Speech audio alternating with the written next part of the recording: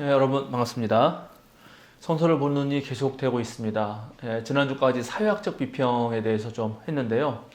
제가 처음부터 이제 그렸던, 여러분 계속 기억하시겠지만, 창문, 그릇, 거울 중에 이제 창문이 거의 끝난 것입니다. 그런데 우리가 성경을 읽을 때 사실은 창문, 그릇, 거울 이걸 복합적으로 다 사용하면서 읽는 거예요. 여러분 누구나. 그리고 뭐 그 사이에 어디 왔다 갔다 하면서도 읽고, 이게 딱 그렇게 창문이라서 창문만 딱 읽고 그렇게는 안 되죠. 그러나 이제 우리가 공부할 때는 이것을 다 분리해서 하나씩 차분히 그냥 살펴보는 것입니다. 그러나 글을 읽을 때는 이것이 다 적당히 섞여가면서 읽는다. 그리고 그것을 얼마나 종합적으로 잘 복합적인 것을 전체적인 틀 속에서 잘 분석해내느냐가 정말 성서학자들께서 하시는 거죠. 그래서 이 창문을 큰 틀에서 우리는 역사비평이라고 부른 것입니다.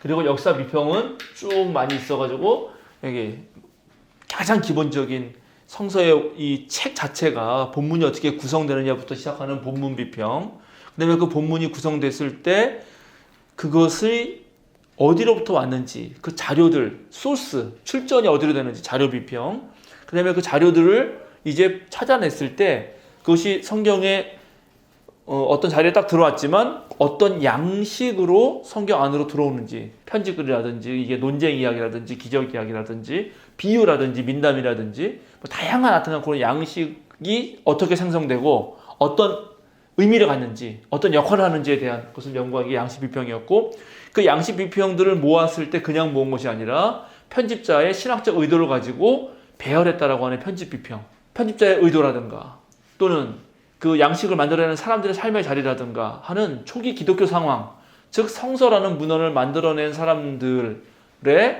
삶의 모든 영역까지 다 포괄해서 그 사회를 전부 다 생각해 보면서 또 사회과학적 비평 방법론을 가지고 연구했던 것이 바로 사회학적 비평이었죠.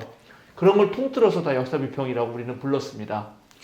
오늘은 이 역사 비평이 갖는 의미를 제가 간단하게 요약하는 것으로 여러분 강의를 하려고 합니다. 이거 좀 제가 읽어보겠습니다.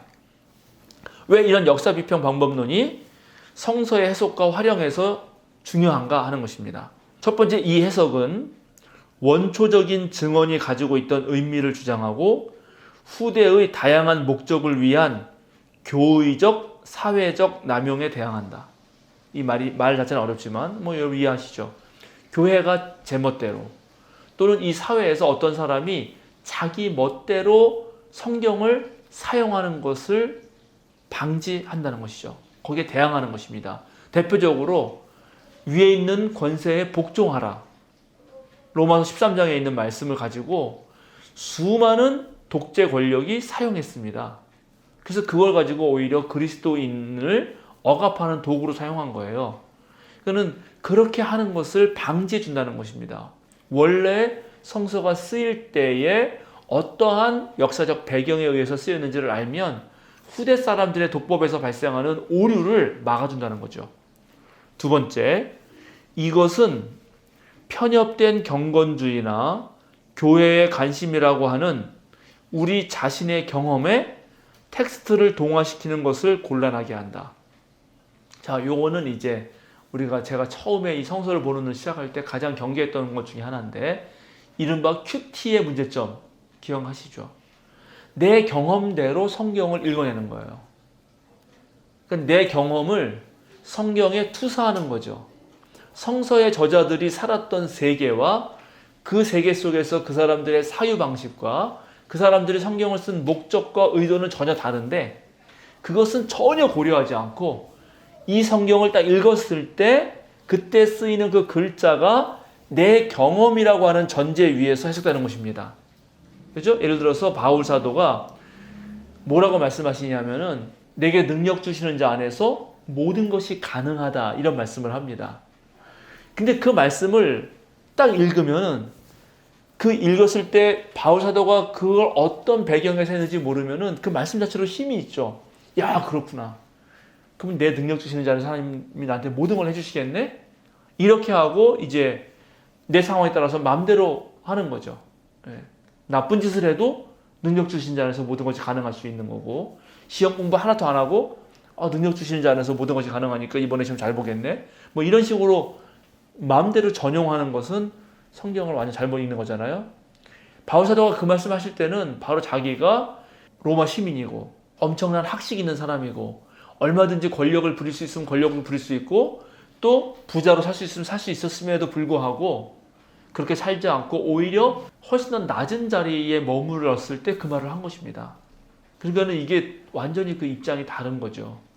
오히려 낮은 사람이 어떤 욕망을 성취하기 위해서 그 성경 말씀을 쓰는 거하고, 오히려 바울처럼 훨씬 더 높은 자리와 경제적과 사회적 지위에 있음에도 불구하고 그것을 버리면서 하는 말하고는 다른 말 아닙니까? 그런 거를 그렇게 이해해야 된다. 역사 비평이 그래서 중요하다는 것이죠. 세 번째, 이것은 우리의 가설, 세계관, 실천에 도전함으로써 원초적 텍스트가 가지고 있던 이질적인 자극을 생생히 유지시킨다.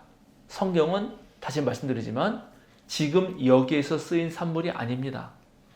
그때 거기에서 쓰였습니다.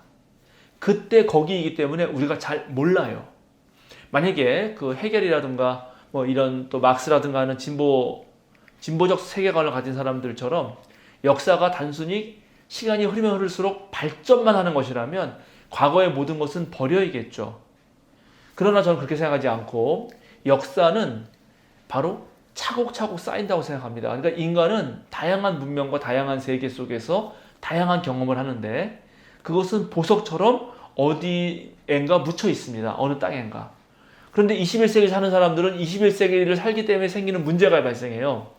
그 생기는 문제를 풀어갈 때 우리는 역사를 통해서 그 해결책을 발견할 수도 있는 거죠. 그러니까 우리와 다르게 생각하는 사람들의 이야기를 들어봄으로써 오늘날 지금 여기에 사는 사람들이 자기 문제를 성찰할 수 있게 하는 힘을 갖게 되는 것입니다. 그럴 때 차이가 중요합니다. 이질적인 차이, 나와 다른 생각이 주는 효과가 엄청 크거든요.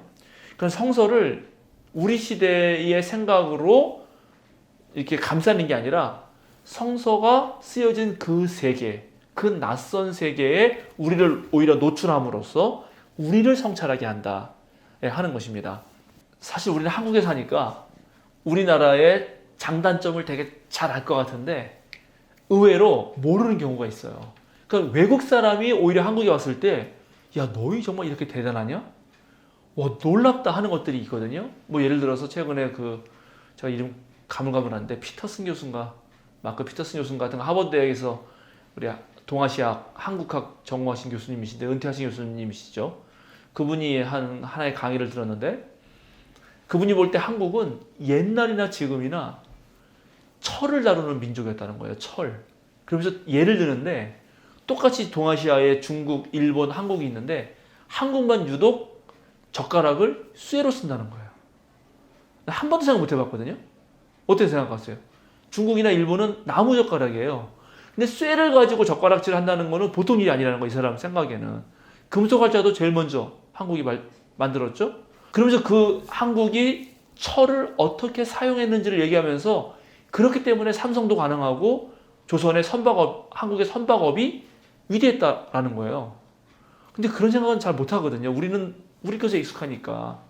그러니까 이래서 낯선 것을 만난다는 것이 중요하다.